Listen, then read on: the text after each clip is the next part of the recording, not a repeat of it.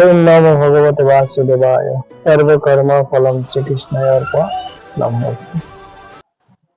তো আজকে প্রথম অধ্যায়ে 5 নম্বর শ্লোক আমরা বিশ্লেষণ করার চেষ্টা করব। তো 5 নম্বর শ্লোকটা আগে আমরা একটু শুরু করে নেই। দৃষ্ট কেতু চকিতানহ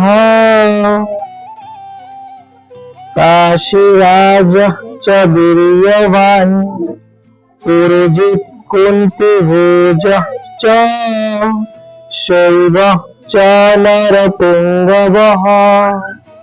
দেখেন এখানে দেওয়া আছে দৃষ্ট কেতু চকিতানহ, দৃষ্ট কেতু চকিতান। হ্যাঁ, তো এখানে কিন্তু এই যে আগের যে নিয়মটা ছিল যে বিসর্গ সন্ধির পরে যদি চ অথবা ছ থাকে তাহলে সেই চ অথবা ছর সাথে দন্তেশ্ব যুক্ত হয় বিসর্গ সন্ধিটা উঠে গিয়ে।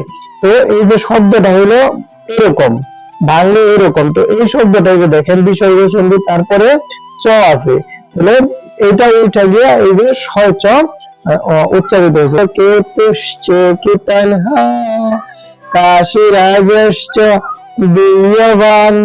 এখানে কিন্তু একটা পরিবর্তন আছে, বীর্যবান। হ্যাঁ, 29 সমান সমান ইয়ের মতো হবে, 29 সমান সমান ইয়ের মতো। আবার লিখে দিচ্ছি বিসর্গ সন্ধির পর যদি চ অথবা ছ থাকে বিসর্গ সন্ধি উঠে গিয়ে চ অথবা ছ এর সাথে দন্তেশ্ব যুক্ত হবে। তারপরে পুরজিৎ, হ্যাঁ পুরজিৎ, এখানে কোনো পরিবর্তন নাই। কুন্তি ভোজশ্চ, জাস্ট এই ছটা কিভাবে আসলো সেটা সন্ধির মাধ্যমে আমি বোঝানোর চেষ্টা করতেছি আপনাদের। হ্যাঁ, যেমন কুন্তি ভোজা চ, এই যে বিসর্গ সন্ধির পরে চ অথবা ছ আসে, সেই বিসর্গ সন্ধি উঠে গিয়ে চ অথবা ছ কি তালুবর্ষ যুক্ত হয়েছে। হ্যাঁ, তালুবর্ষ যুক্ত হয়েছে। তারপরে শৈবশ্চ, একই নিয়ম। হ্যাঁ, শৈব যোগ চ। তারপরে নরপিঙ্গবহ, আমরা বলছি যে বিসর্গ থাকলে হর মতো উচ্চারিত হবে। হ্যাঁ, হ এর মতো উচ্চারিত হবে। এটা ক্লিয়ার? আসলে সত্যিকার হচ্ছে অনেক অনেক অনেক সহজ। হ্যাঁ, আপনারা কয়েকটা শ্লোক, অল্প কিছু শ্লোক হয়তো এক অধ্যায় পর্যন্ত আপনারা সাথে থাকেন। হ্যাঁ, আপনাদের কথা দিচ্ছি অবশ্যই অবশ্যই আপনারা নিজেরা পড়তে পারবেন।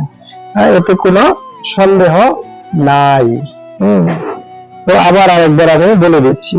দৃষ্ট কেতু চকিতানহ কাশীরাজশ্চ বীর্যবান পুরজিৎ কুন্তি ভোজঃ চ শৈব চ নরপুঙ্গবঃ।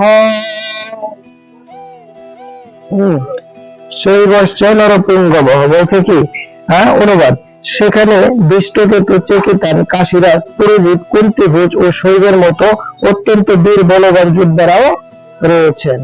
হরে কৃষ্ণ।